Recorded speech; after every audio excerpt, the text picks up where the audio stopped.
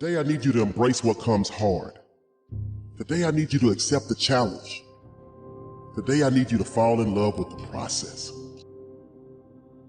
There will be plenty of opportunities to get discouraged, to lose your passion and think that it's not meant to be. But if you're going to reach your destiny, you have to have a made-up mind.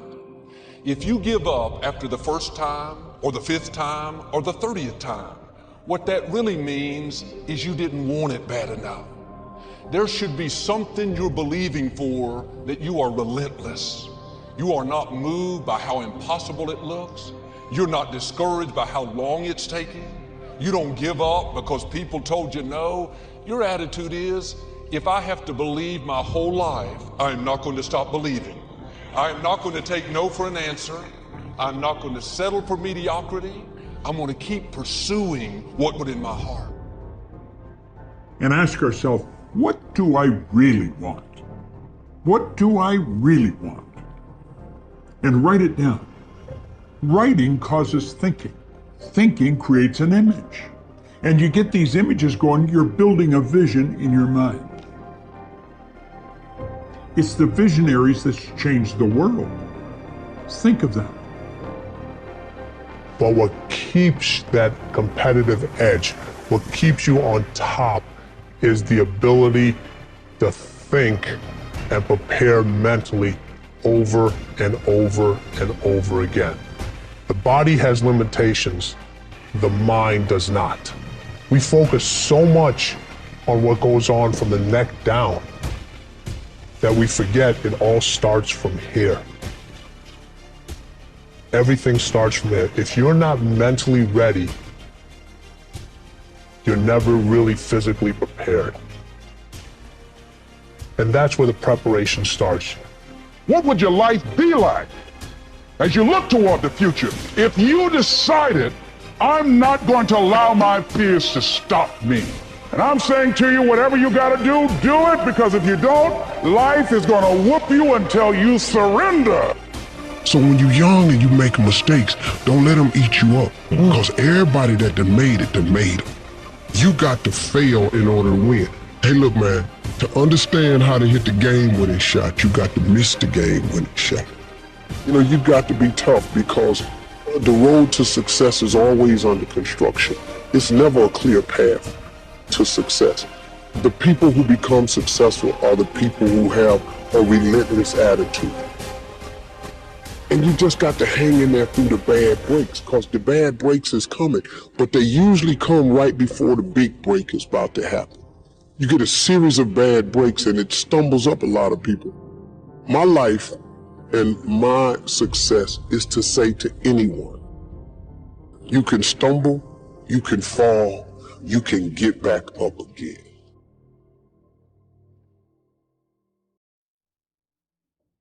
No matter what you face, no matter how bad it is going to be, when there is a challenge, and by a challenge I mean anything in life, any challenge, anything that you're facing, the only way to overcome the challenges that you face is to start walking. Take that step every day, no matter what you are facing. Get up and start walking. I have the ability to see the end before the beginning even begins. And what that means is I know that to get to the very end, I can see it right now. So before I went to Buds and I was losing all this weight and shit, I saw myself walking across the stage at 191 pounds. That's what I had to get to get into the door. I saw myself 6 months, a year later, whatever it's going to take me to do it. I saw myself walking across that stage, getting that certificate of graduation from Buds. And I was able to be there at 300 pounds. And that feeling that I was nowhere near that feeling, I was able to put myself there 1,000,000 times every day. And that feeling of like, my God, that is going to feel amazing. That's what made me suffer. That's what allowed the pain to be real and say, this is worth it.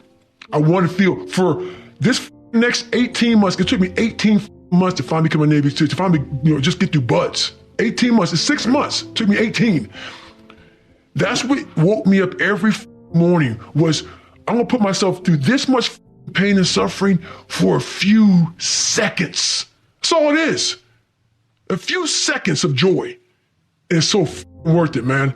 That's what people don't get. So I'm able to put myself at the finish line, even though I have no finish line, but at the finish line of an event before I even start the and say, how are you going to feel at the end of this? Visualizing is my biggest tool of life. That's what I've been able to put myself in cold water, put myself in a 100-mile race millions of times before I've done it. And I'm able to go through the race and see how I'm going to feel at mile 50, almost to the exact feeling. Right. So when it comes up, it's no surprise. It's no surprise. I've already done this a million times. I recommended the last time I was here, the little book, Richest Man in Babylon, and I said, I've lectured now to over 3 million people. Guess how many have actually gone and got this little book? Answer, very few. My best guess is 10%. Such an easy thing to do. This little book, number one, is easy to find. Number two, it's easy to buy. The most you can pay for it, $6, $7, $8. You can borrow that from your kids. But if it's easy to find and easy to buy, and if it's easy to read, why wouldn't everybody go get it? We don't know. I don't know. Nobody knows. Here's how profound it is. Some do and some don't. Now here's the numbers. About 10% do. We don't know the mystery of that. And I'm telling you, 10 years from now, those numbers will still be the same. The numbers don't change. Only the faces change. I used to belong to the 90% who couldn't be bothered even if it was easy. How many people have a library card? Answer, 3%. 97% couldn't be bothered. Guy specializes in happy hour, but he doesn't have a card. And now readily and quickly blames the government and blames his company and blames the pay scale. Here's my advice to you today. Walk away from the 97%. Don't talk like they talk. Don't go where they go. Don't act like they act. Don't specialize in what they specialize in. Throw away the blame lists they cling to. You got to be consciously conscious today because your environment can hypnotize, mesmerize, and paralyze you. The other thing is, take full responsibility for your life. Oscar Wilde once said, responsibility is what we expect from somebody else. This is very true. Most people dread accepting responsibility. That's just a fact of life, and we can see it in operation every day. We can see ourselves getting hot under the collar when the dentist keeps us waiting, and we're sitting there reading old magazines when our appointment was 30 minutes ago. And we don't stop to think that we forgot to mail in this month's mortgage payment.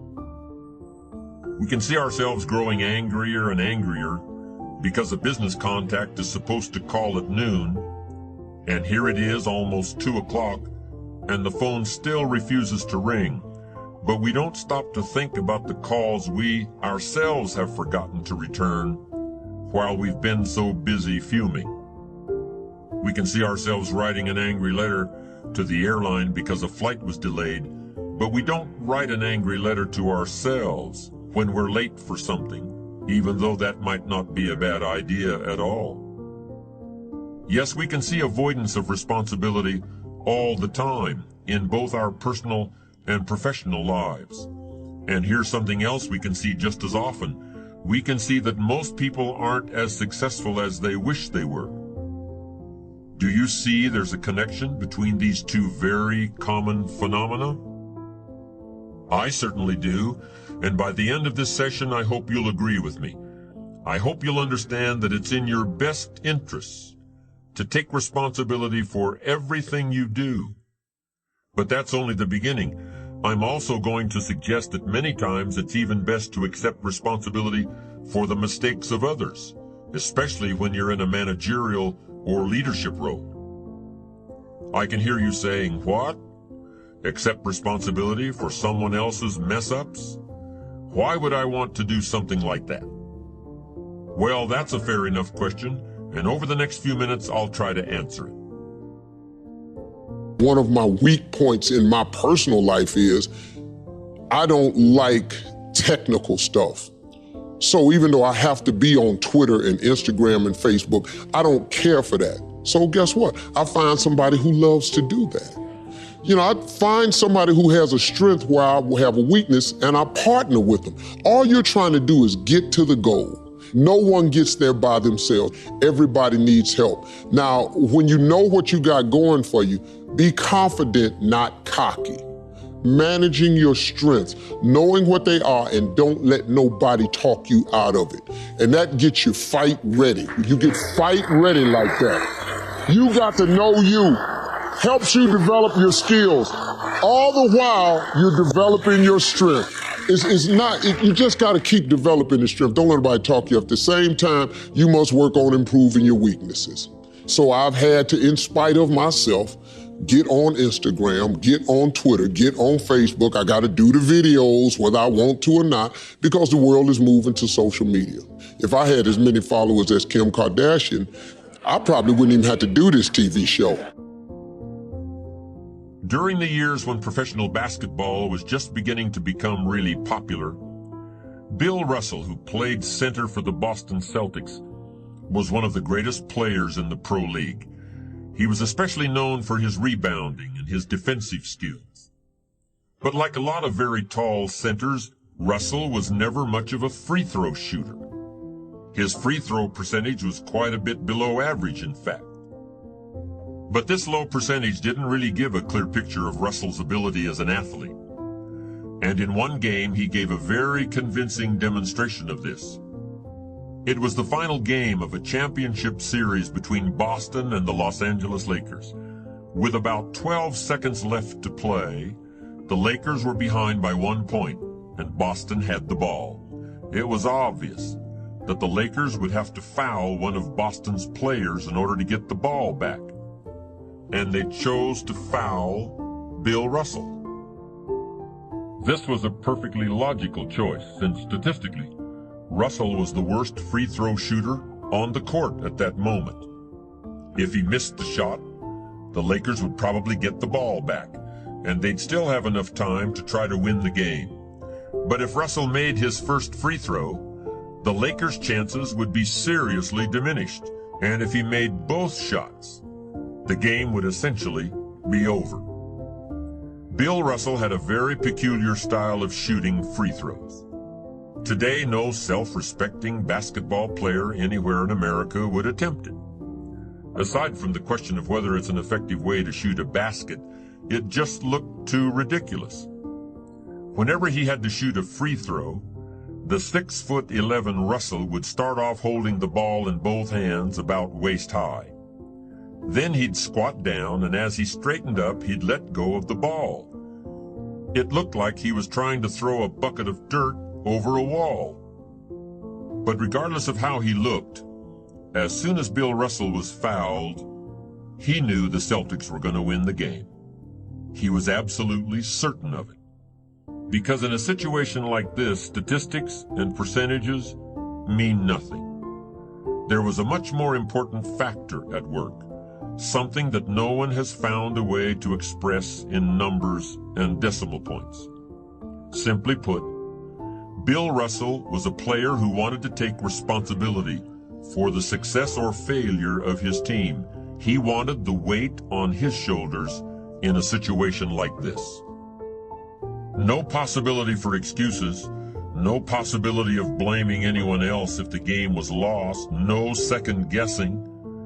Bill Russell wanted the ball in his own hands and nobody else's. And like magic, even if he'd missed every free throw he'd ever shot in his life before this, he knew he was going to make this one. And that is exactly what happened. That is what virtually always happens when a man or woman accepts responsibility eagerly and with confidence.